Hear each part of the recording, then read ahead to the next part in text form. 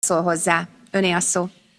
Madame la Présidente, chers collègues, je souhaite tout d'abord saluer mes collègues rapporteurs qui m'ont accompagnée dans ce travail. Et le texte que nous voterons aujourd'hui et demain traduit bien notre volonté commune d'apporter des réponses concrètes aux patients, aux familles, mais également aux professionnels de santé qui sont concernés par ces pénuries de médicaments. Cette crise a mis en évidence notre dépendance de plus en plus forte à l'égard de pays tiers, principalement la Chine et l'Inde, et la concentration de l'offre entre les mains de quelques fournisseurs. Nous découvrons, mais un peu tard, que la santé publique est devenue une arme géostratégique capable de mettre à genoux un continent et au-delà. Si la santé relève de la compétence de chacun des États membres, il appartient à l'Union européenne de coordonner et de compléter ses actions nationales.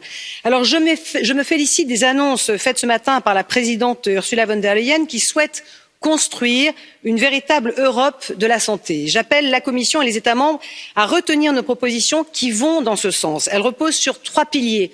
Davantage de coopération, de coordination et d'harmonisation avec notamment la création d'une pharmacie européenne d'urgence et un panier commun de médicaments et de vaccins prioritaires, l'élargissement des compétences de l'Agence européenne des médicaments pour en faire l'autorité régulatrice garantissant une plus grande transparence dans la chaîne de distribution, mais également au niveau des stocks des États membres, le rapatriement en Europe, quand cela est possible, de l'ensemble des lignes de production par des incitations fiscales et financières, et puis la création d'un ou plusieurs établissements pharmaceutiques européens à but non lucratif capables de produire les médicaments souvent essentiels mais qui sont délaissés par les industriels par manque de rentabilité. Dans le même temps, bien sûr, nous devons faire de l'Europe le continent du médicament du futur en investissant massivement dans la recherche et l'innovation et en diversifiant nos ressources.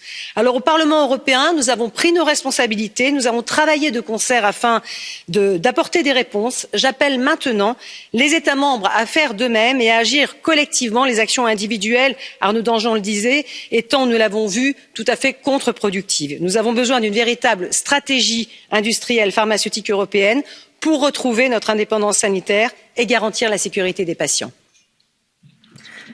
Köszönöm szépen.